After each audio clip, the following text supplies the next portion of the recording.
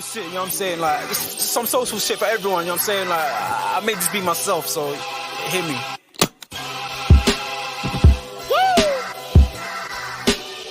I mean, like, we can pull that clown shit away. There's some real shit for you. I'm spazzing right now, so listen, let's go.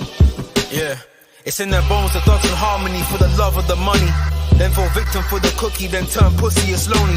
You said you hold it down when life get rough, we're here now, so show me. We move them losses to them wins. Heavy pounds, we make it ends meet. Converse with only a few who make me feel like I be. Yes, good morning, everybody. Hope everyone's blessed. Hope everyone is well. We're back with another match reaction. Champions League nights. Liverpool are on a roll. We have got a hat trick to finally talk about. I cannot remember the last player to actually get a hat trick for us.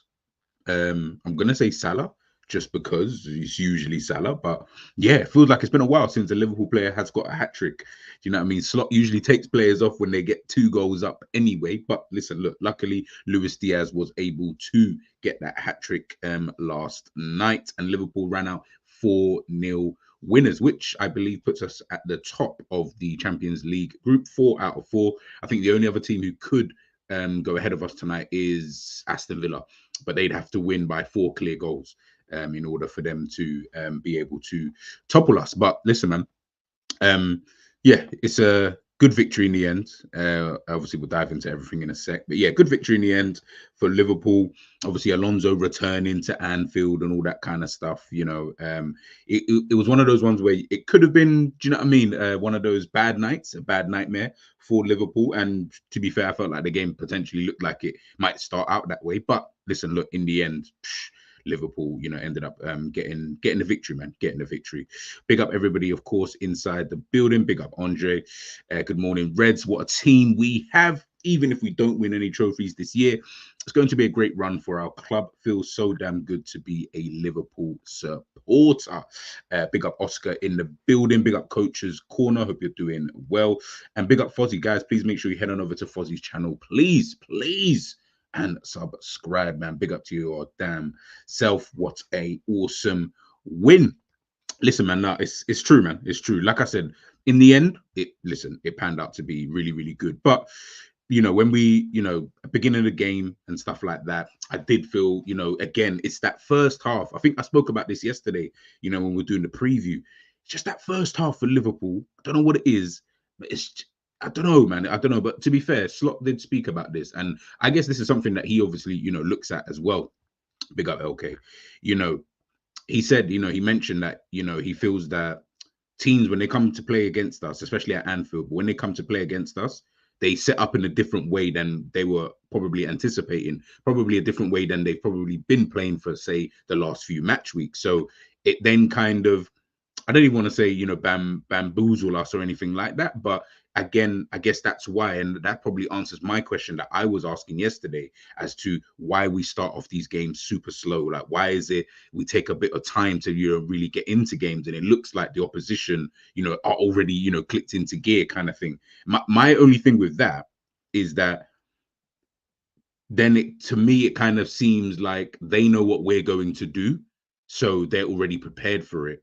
And we're so focused on what they're doing, we're not worried about what we're doing. But listen, look, second half, he changed up, you know, the kind of, not even formation, he just changed up what we were actually doing, you know, in terms of playing out from the back, whether we were pressing in a certain formation, you know, the positions of certain players, you know, making sure the play was just a little bit quicker. Because again, as per usual, I felt like the play was at times a little bit slow. It was quick in some moments, it was slow in other moments. But that's probably the one thing that I will take away from the game, and it's something that we're seeing with Arne Slot quite a lot, is that he's able to change it up in the game. And you know, I've been dying for someone like that. You know, just change it. If things are not working, don't wait till like the 80th minute. Don't wait to, do you get what I'm trying to say? Like, you should have enough in your arsenal. You should have enough in your kind of armory to be like, okay, you know what, if things are not working in this way, it might be a small tweak, whatever that small tweak is, whether it's, I don't know, he pushes someone higher up the pitch, or he drops someone deeper so they're closer to the defender, whatever it is, just do that. And that's something that I always found that we just weren't really doing a lot of. But now Slot seems to do it all the time, because you guys will know, we all watch the games, right? You'll see it. every single time that we have a bad first half, yes, it's followed up by a better second half, but it's not just the fact that we've just necessarily always just upped intensity.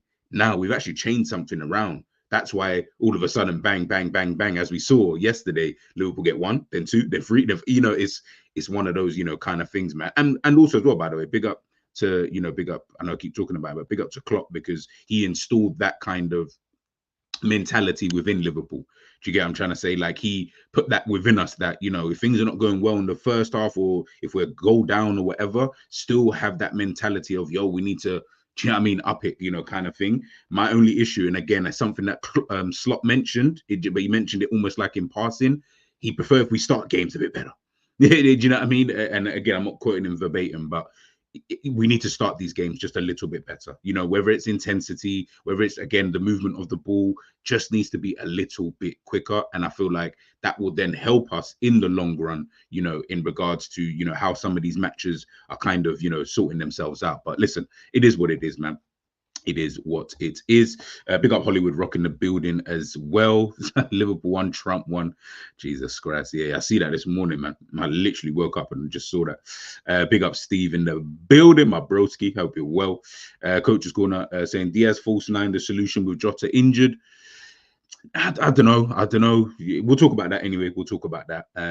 But yeah, I don't really know. I don't really know. Like, one performance isn't enough sample size for me to really say that, because remember, we were all saying, yeah, Diaz got to play left wing. Now all of a sudden, because Jota, he's got to play through the middle. So then what about Nunes? Everyone was telling me that Nunes has been playing, I don't know, innit? Like, do you know what I mean? Obviously, Diaz and Nunes offer something completely different in terms of what they do up front, and obviously Slot mentioned as to the reason why. Again, Slot's always thinking, that's what I like about him. He's always thinking. He didn't want to play Nunes because Nunes is going to be more of a target man up front. Obviously, he's got the pace to run in behind. Of course he does. Nunes has also got the movement, but he is going to be playing more of that target man type of role, whereas Luis Diaz isn't going to play, directly up front. He is going to kind of drop deep, drop out to the left, drop to the right, trying to pick up the ball, help out in the midfield at times, and etc. So I guess, as he said, it helped for what he was trying to do, coming up against someone like Jonathan Tah, who, as he mentioned, is to me, I think he's a good defender anyway. But also he likes to come up against certain types of strikers. So obviously I thought, hey, maybe he will just go with, someone like Diaz, and then maybe not Diaz, Nunes, and then maybe Nunes and Diaz would be able to swap between the two to kind of confuse. And you saw it in the game as well, that Leverkusen were on doing the cool, we're playing 3 at the back, we'll go 1v1, no problem, we'll do 1v1. And in fairness, in the first half, it was working. It really was working, in terms of we had our moments at times, but on the whole, it was kind of like, yeah, it was a bit like meh kind of thing. Do you get what I mean? Like, what they were doing was working effectively, in my personal opinion. So hence why we went obviously into the break, level. Steve saying, bro, I knew Slot was a sick manager, but I'm even shocked. Yeah, bro, he's won how many in games? It's mad. DJ Junior, it's a big win, but critics will always be like, we haven't played anyone yet. Now, I think after this run of games, I think that's done now. I think it's over. I'll be honest with you. How many we got? Villa next. If we beat Villa, bro, that's over with. It's yeah, we'll get to the Villa game when we get to it. But yeah, you beat Villa, bro. You can't keep saying that we're not playing anybody. Come on, man. You played RB Leipzig, you played Chelsea, you played Arsenal, you played Leverkusen. How many more teams do we need to play before? You know what this sounds like? And I hope it doesn't end in the same way. It sounds like Arsenal, not last year, the year before, when they went for the title unexpectedly. Every game week, everyone just kept saying, but they ain't played no one yet. But they ain't played no one yet. All of a sudden now they're however many points clear. Like I said, I just hope it doesn't end in that same kind of way. Big up Entar Mizzy in the building. Big up Marianne as well. Hope you are doing well. Big up Tofu. Alonso touching the sign was heartwarming. Yeah, people keep telling you, stop touching the sign. Stop touching the sign. I don't understand. Keep touching the sign, you're not getting slapped in the game. He should know that. He should know that, being a former player. Idiot thing.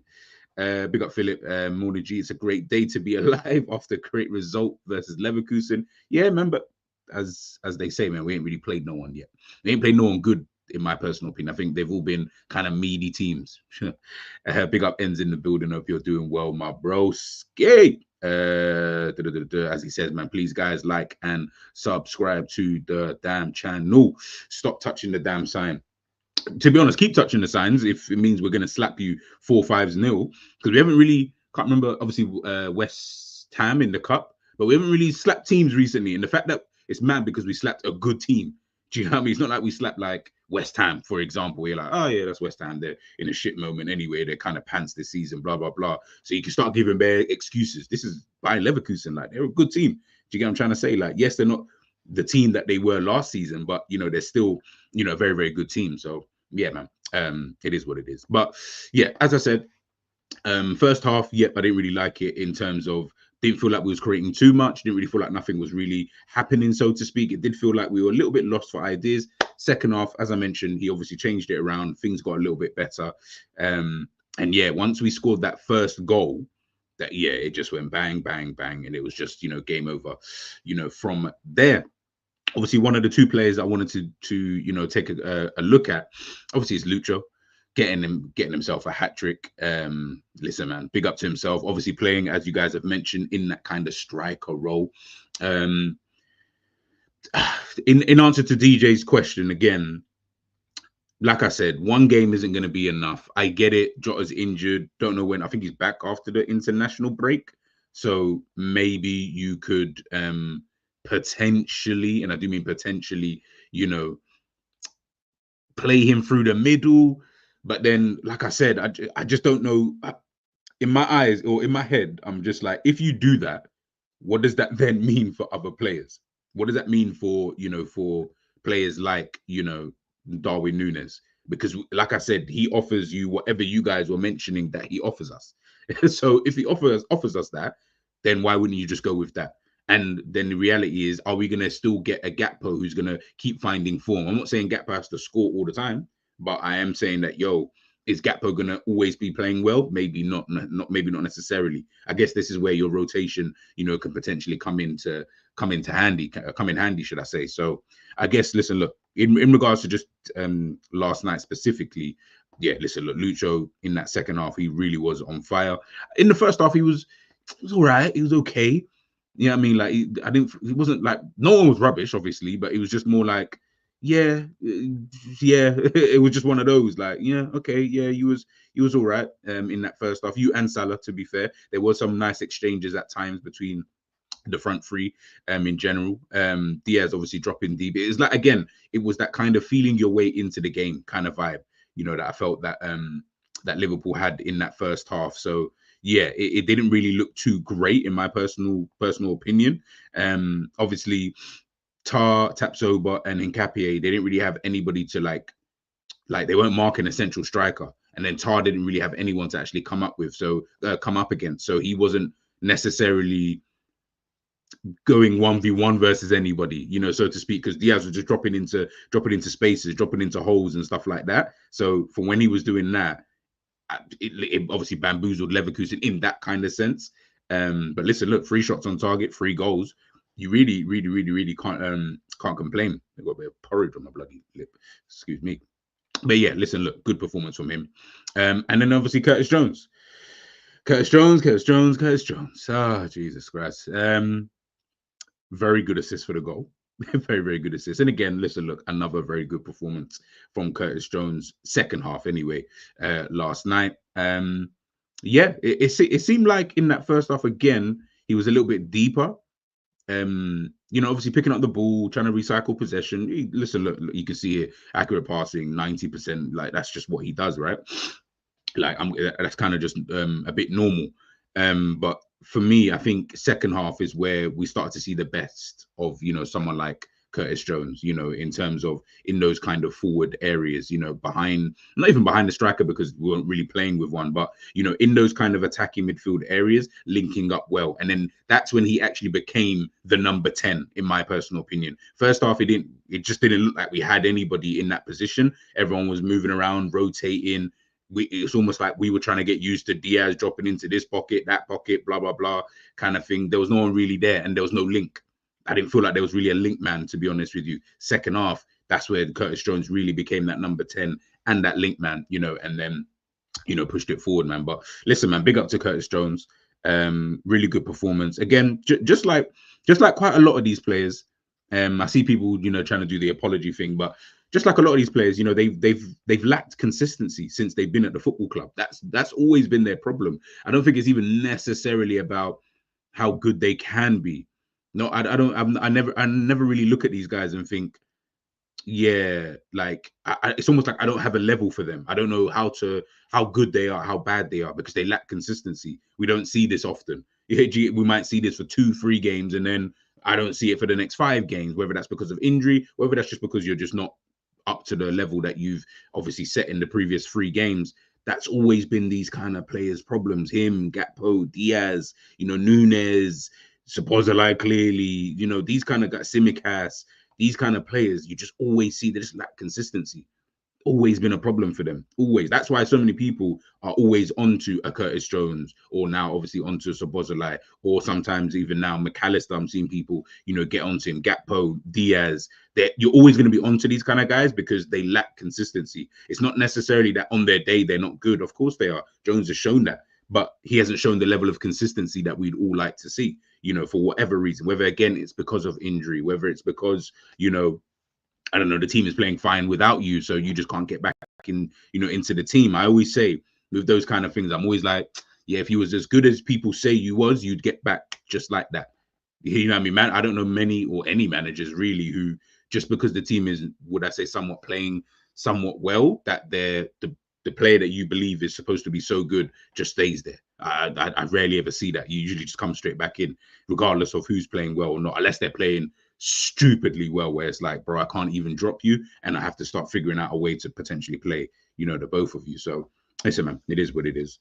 Jota, Chiesa, Elliot, Dan should be back after the international. Finally, some attacking depth again. Yeah, that'll be really good. It'll be interesting to see how we then attack, from November till the end of the month. Steve asking, off topic of Liverpool, but do you think Bayer Leverkusen midfield lacks athleticism like it did in the second half? Maybe. I wouldn't want to comment on that too tough. What I will say though is that when Liverpool changed it around a little bit in that second half, it's almost like they didn't really have an answer for it. And I think that was probably their main problem more than anything else, is that because they had their game plan, and in their eyes, I guess, obviously they had the disallowed goal. They had that obviously beautiful pass from Florian Wirtz where he just kind of chipped it into the path of Frimpong when he went down claiming for a penalty and stuff like that, which, listen, on another day you might get. Yeah, like they had their moments, and I'm assuming if they, in their eyes, they score from those moments, and then you can play a different game in the second half, because then Liverpool have to kind of come out to get the goal, meaning it helps you out. So I don't know. It's one of those ones. Like, I feel like Alonso had his plan and it was working, in my opinion, in that first half, but they just couldn't get the goal. And because you couldn't get the goal now, it's level. And now Liverpool have an Arne Slot. They've now clocked on to what you're doing. And because they've clocked on to what you're doing, that's, yeah, I mean, it creates its own kind of problems, in there. So I wouldn't want to comment too tough, because haven't watched Leverkusen enough to really give that in a general sense. But just based on yesterday's game, I just think it was just the game plan, just how the game kind of panned itself out, man. So listen, Leverkusen are a very, very good team. So to beat them 4-0 is a bit like, even had me thinking, okay, say no more. Big up Michael Talks in the building. Michael, you'll be proud, man. I did a Gyökeres video just for you as well, just for you. I should even tag you, but I'm going to drop it later on today, man. Later on today, because it's just funny. Me and Michael obviously were on yesterday in the preview, and we were talking about, Gyökeres and all of that. And then what does he go and do? He bags a hat-trick against Manchester City. Of all the teams to bag a hat-trick, he goes and does it in Ruben Amorim's last game before he moves to Manchester United. Listen, the script writers, they couldn't have wrote a better script, man. Curtis is really good at the start of last season too. What does IIRC mean? IIRC. IIRC. Hey guys, listen, man, I'm 33, man. Just, I'm saying, ease up with the abbreviations and that. You know what I'm saying? I'm still, you know what I mean? Then he got injured. Yeah, he was all right. I felt like he was okay. I didn't feel like he was as good as everyone made it out, though. I'll be so honest with you. I didn't really feel like he was that good. I felt like he was okay. Like he fitted into what we was doing. But I didn't feel like if he took him out, the team was going to falter without him. I didn't look at Curtis Jones like that. Do you get him? Like certain players, listen, not every player is going to be like that, where it's, yeah, because you take them out of a team that the team obviously some players are just, you know, how they are. But I feel like some people put Curtis Jones on a pedestal of, yo, if you take him out of this team, yeah, this team is so different. I'm like, not really, because clearly this season it's shown that, yeah, Jones hasn't been that important because, you know, we've been very, very good without him, kind of thing. He just adds a different dimension and he can be useful. Stay fit, he can be a very useful player. Don't stay fit, you're of no use to me. You're really of no use to me. And I don't think you're, in my personal opinion, I don't have you that high up in my thinking to be like, bro, just keep at him, this, that, and the, nah, I'm sorry. Like, but listen, at this moment in time and specific to last night's game, very, very good. He's in kind of a good little moment at this moment in time.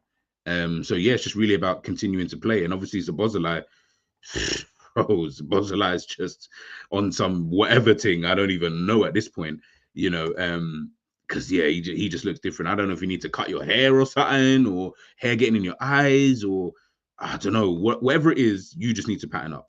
And because I can't keep defending you the way that I have been defending you, and then you're putting in these kind of level of performances, it's like, come on, bro. Like, you're not helping me out. You're really, really not helping me out, man. So listen, man, it is what it is. It is what it is. Remember Arsenal fans turning up their nose at the random Curtis Jones transfer rumors last year. Bet they wouldn't mind him now. Yeah, it's hindsight, isn't it? Big up Abdul. Hope you're doing well. Hope you are doing well, man. Hope you're doing blessed, man. I'm saying it's early morning vibes, I know. So big up to everybody who was or who is in the building. Now, this is something obviously I was looking at, you know, for the game. And obviously it's just the central areas. So, like I said, what I felt that Leverkusen were doing really, really well is that it wasn't about moving our double pivots, so Gravenberch and who's the other guy, McAllister. It's not about moving those guys, you know, out of their kind of positions in order to keep things central. They were, sorry, to push them out wide is what I meant to say.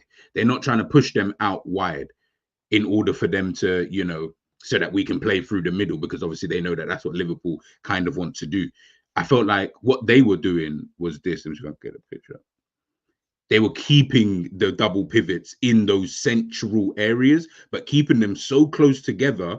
Now they got space out wide. So Grimaldo, Frimpong, as I mentioned yesterday, that's when you get Xhaka on the ball. Xhaka's doing little 1-2 touches here and there, you know, just nothing too special. But then he can release such and such on the left-hand side. Palacios, you know, he might win the ball back, but they're keeping the ball, as you can see. They've got the Liverpool kind of midfield almost in that a little bit of a box. Once you've got them in a box, remember, there's no one out wide now, because now Gakpo's come in, or Diaz is obviously dropped a little bit deeper. Salah's obviously start to get drawn in. Now you've got this problem on the other side.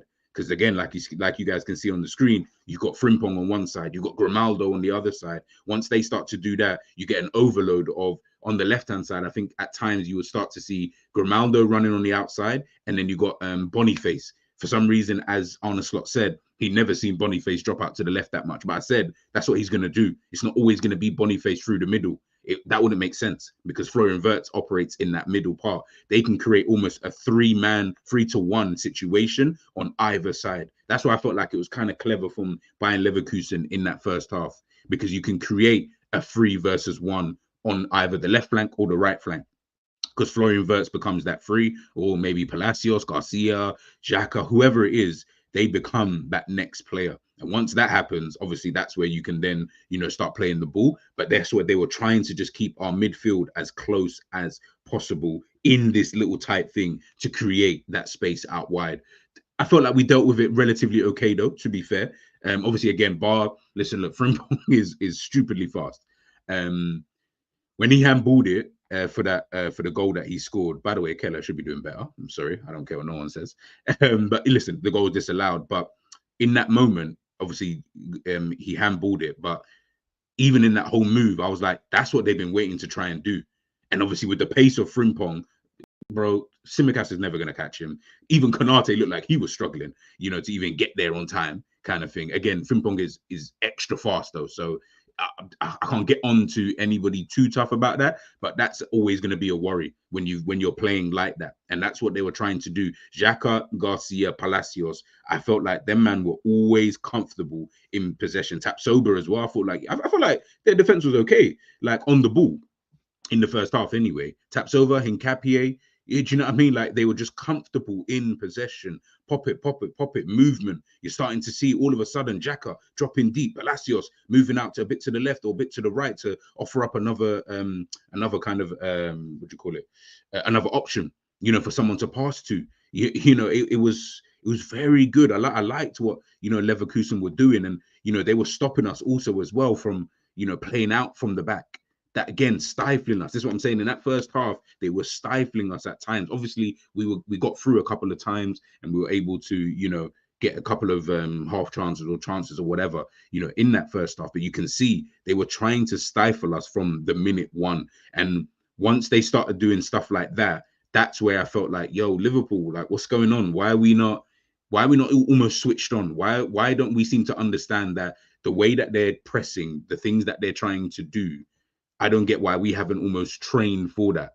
Do you get what I'm trying to say? Like, it's anytime, I was thinking about this yesterday, like anytime a team focuses on like possession, and they seem to have like the lion's share of it against us, it's always a problem for us almost, especially at the beginning of games. And it's like control is supposed to be our thing. You feel me? It's supposed to be the thing that we do. Do you get what I'm trying to say? So yeah, man, it's just a bit weird. It's just a bit weird. But like I said, in that first half, they were just very, very smart in what they were doing. You guys can obviously see it. Look how they're kind of set up.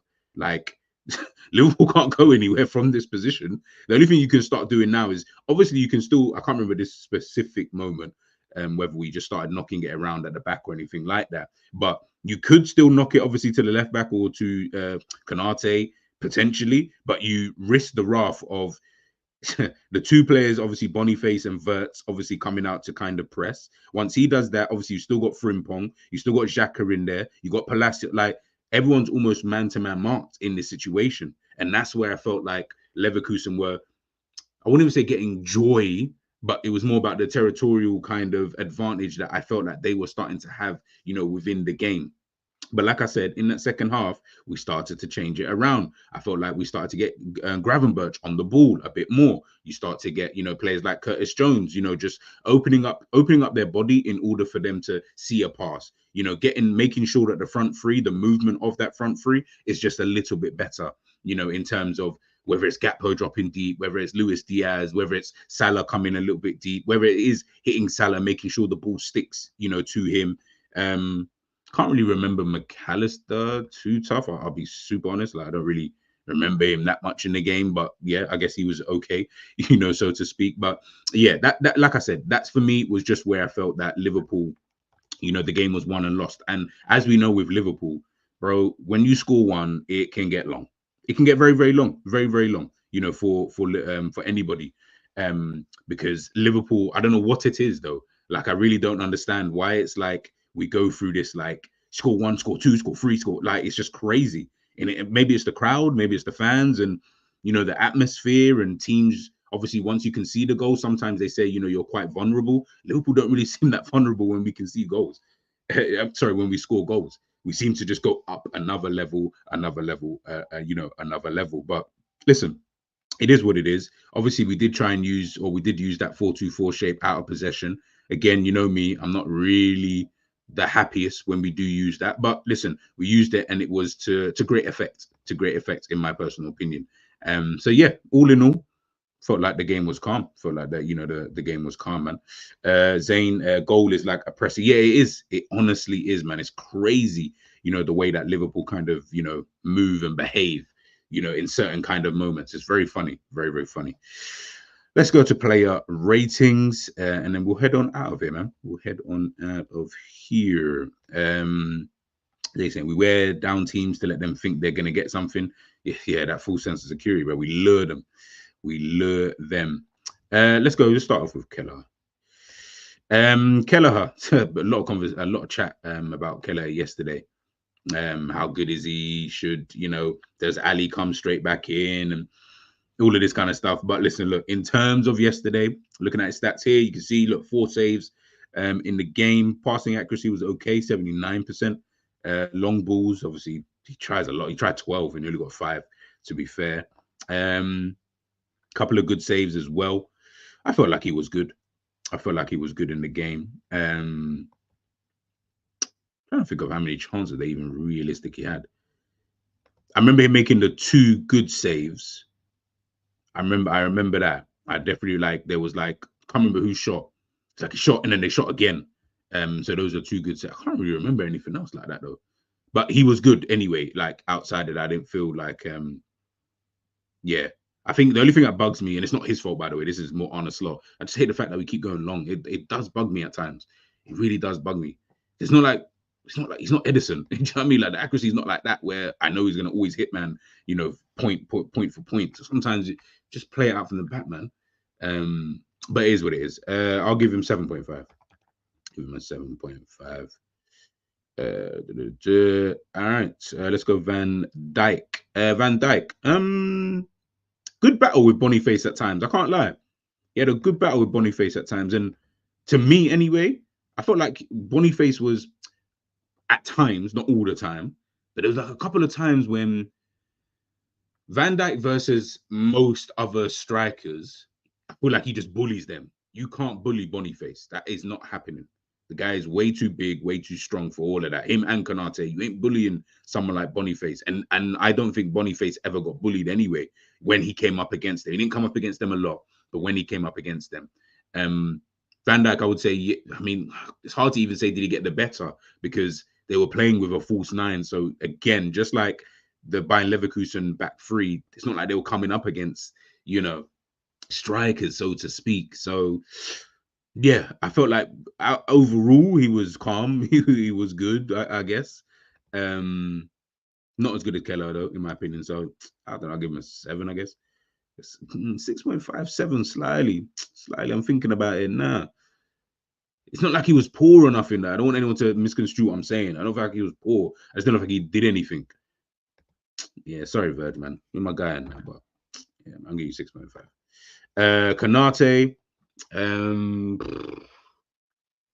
I was surprised to see him start. I can't even lie to you.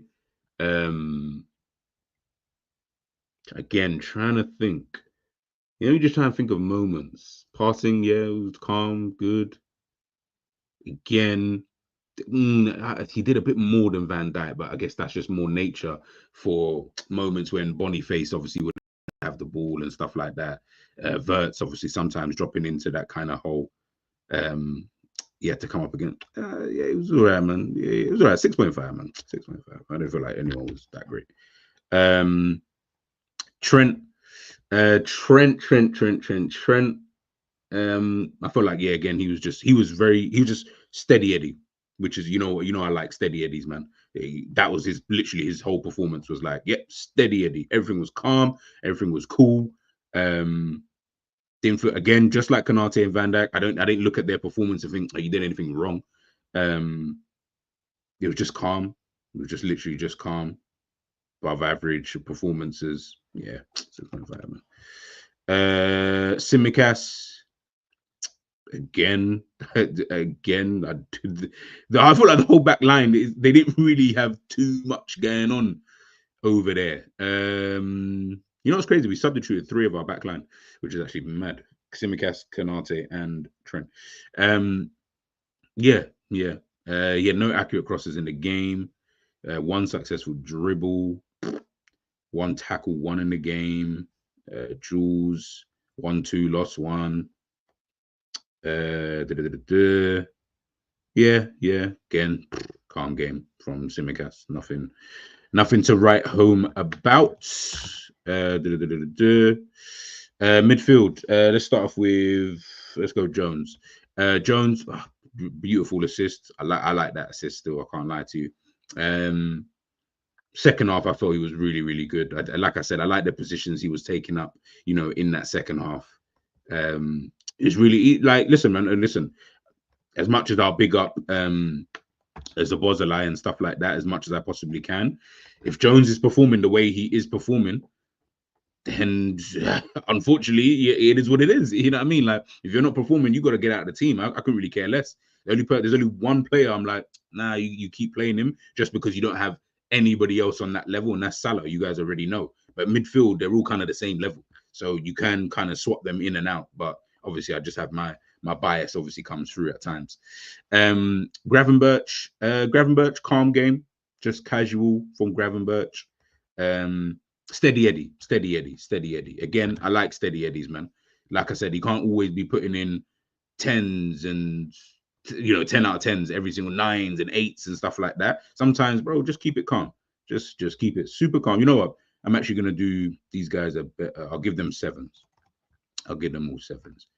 We'll keep it at that. We'll give them 7s instead.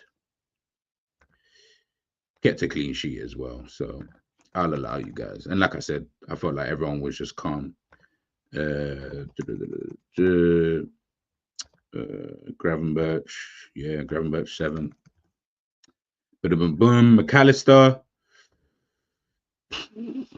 Moments where he frustrated me. Moments where I was like, oh, okay, cool, yeah, Max calm. He's just doing his thing.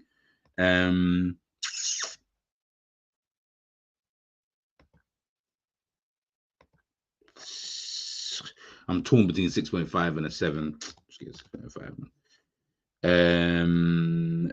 Let's move on to Gakpo. Gakpo. First half wasn't that impressed. Second half did get better. Overall, then you scrape a 7. I'll give you that. And that's just because he got that goal. Diaz, come on, man. Man got a hat trick. You know what? My first time, I think, I feel like I've only ever done this once. But if you score a hat trick, bro, I can't. Come on, man. Like, even I can't be stingy with the scores and stuff like that.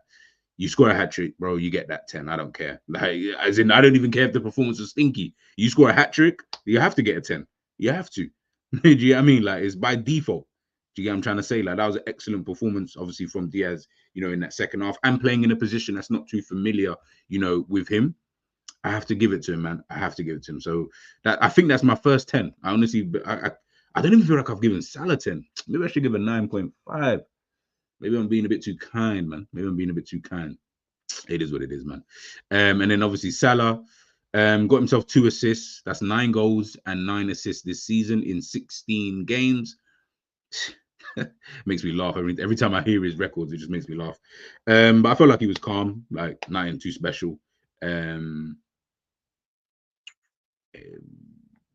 8 for the 2 assists, I guess. Would have given him 7, but I guess I'll bump it up to 8 just because of the 2 assists. But yeah, listen, man. Look, it was a calm performance from Liverpool in the end. We did our thing, is probably what I will say. We did our thing in that second half. And yeah, like I say, man, I think the biggest takeaway that I have personally is just the fact that Slot seems to do things and be proactive about it. He's not passive about it. He's not just going to let it just slide for too long.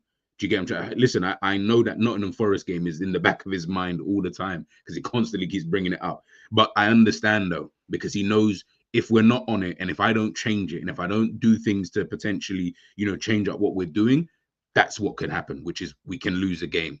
Do you get what I'm trying to say? And he doesn't want that. Of course, he wants the team to keep on winning, keep on doing, what we kind of need to do. So listen, man, look, big up to Slot, big up to Liverpool. I think I read somewhere, I'll have a little look, see. I think I read somewhere for Arne Slot. It is, let's double check. Obviously, we're top of both leagues. I'm sure I read somewhere he's the first manager. There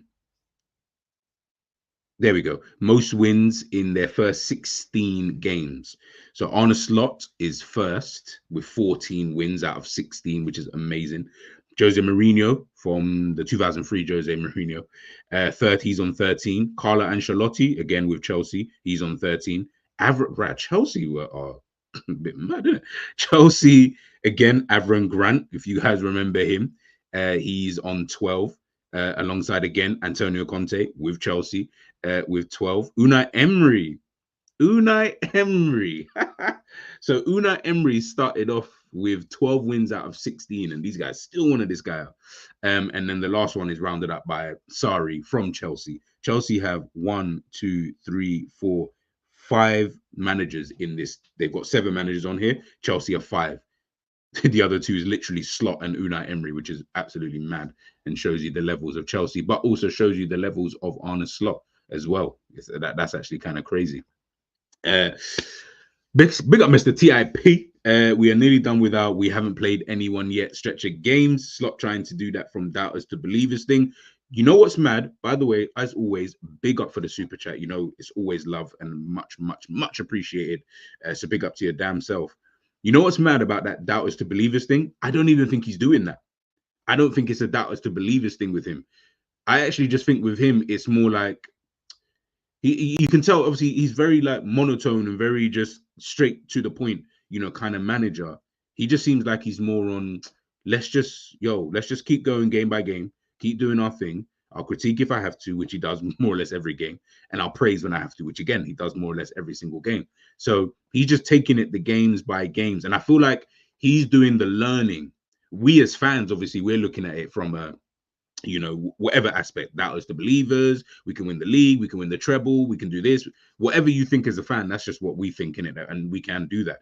But I don't feel like he's looking at it like that. I genuinely believe he just sees it as okay, so this team is like, I can see him in a lab somewhere, Dexter's laboratory type of settings, where he's just sitting there every day, just okay. So all right, you know what? Well, we can see the possession in this against this type of team. Next time we play this team, I need to make sure. Just like when we played Brighton back to back, he had to remember, okay, even though we didn't really play that well against Brighton, he still had to learn a few things. He learned quite a lot about his team and about what he needed to do in order to, you know, maximize the output from the players, but also potentially then get that result, which he's obviously been doing since he joined here. So yeah, man, he just seems like someone who's always learning. That's why I like him. That's why I like what he's doing at this current moment in time. Listen, I'm not stupid and naive enough to think, I mean, it could happen, but I don't think we're going to be in a situation where we just win all of our next few games. We're probably going to go for a rough patch at some point in time. Did you get what I'm trying to say? And if that happens, then it happens, you know. And again, I would love to see how does Slot get through that. I feel like he'll be able to get through those kind of patches, but hey, we might not even be in that kind of situation. Who knows? Yeah, listen, this is what I'm saying, man. Big up Sadiq in the building, man. Hope you're doing blessed this morning, my bro. Congratulations again. Congratulations. But yeah, nah, it's that's how I look at Slot. That's how I look at Slot. He's just that type of guy. He just seems to be that type of guy. But big up Mr. TIP. You know, I cannot say that name in full, but big up to your damn self. But yeah, guys, we're gonna wrap it up, man. We're going to wrap it up. I know Sadiq, you ain't getting no sleep, so yeah, I mean, hope you enjoyed the show this morning. Big up Honesty as well for joining us just as we head out. Guys, as I mentioned before, I've got this video on my other channel, which is Stop Paying for Your Electricity. It's a reaction video to a Richard Vobes. Make sure you guys actually watch this one. This is for, hey, Sadiq, this might even be for you. You know what I mean? You got another baby, all that kind of stuff. So yeah, man, guys, in general, check this out, man. Richard Vobes, he talks about a lot of things about politics, about life, and about certain things. Just, yeah, watch the video. I react, you know, to the video, and I just felt it was a video that needed to be kind of put out there. Listen, I'm not saying I'm bigging up the video in that kind of sense, because he's already got 160,000, you know, views. But I mean, people within my kind of community, people within my kind of class, you know, in terms of, you know, the working class kind of man, like I don't feel like we always get these kind of gems. I always feel like these kind of gems miss us all the time for some weird reason. And then we're always finding out about these things so late that we don't even, you know, we're not really able to, you know, get onto it. So yeah, man. Guys, check it out. Let me know what you think, of course, in the comment section of that. I will have another video out today talking about Gyökeres. The Donny scored a fucking hat-trick yesterday, man. It's getting to the point now where I can't even, and all the doubts and all the questions I had about this player, that he's removed more or less every single one of them. I don't think I've got one left. Well, technically, I do have one left, and the only way he can answer it is if I see him in my team. And that's just, it is what it is, you know, kind of thing. That's like any signing, right? But yeah, it is one of those kind of things. But I'll have that video posted out sometime today. So make sure you guys lock in for that. Big up everybody, of course, in the building, bro. I tell you, we can win the quad. Arne will be like fixing nothing. Yeah, well, let's wait and see, man. Let's wait and see. Man City should have been 5 up in the first half, plus he scored 2 pens yesterday. He did. I watched the game back, to be fair. I saw your message in the group chat, by the way, Ends. When you said that, I watched the game back, and I was like, yeah, bro, they Man City had chances, you know. Like, it was just weird. Haaland missed the penalty as well. Like, it was, and the penalty was so weird that Haaland missed. It was, I don't know, it was all weird. It was all weird, you know, the way that they were playing and stuff like that. But regardless, he scored a hat-trick. Regardless. Did you get what I'm saying? He scored a hat-trick. So what is it? I think it's 66 goals in 67 games. Listen, man, it's yeah. He's doing his thing. That's all I'll say. Let's put it this way. Even if I got 40 of those goals out of 60, I don't even need the full 66 out of 67 or whatever it is. I don't even need that. Just give me 40 out of 67. I'll be super calm because we ain't got that. Other than Salah, we ain't got that. So I'll take that right about now, man. But yeah, man, big up Sadiq, and big up Andre, man. But guys, I'm going to head on out of here. Please enjoy the rest of your day. As I mentioned before, make sure you just keep your notification bells on. Videos will be flying out today. As I said, I've got the one of them out on my other channel already, and then I will have the Gyökeres video out later on today, before the Champions League games, of course, this evening. So make sure you guys stay locked in, stay tuned. And you know what? I might even do a video tomorrow. Which player should I do? I was thinking either Zobo or Curtis Jones or Diaz. We'll see, man. We'll see. Peace.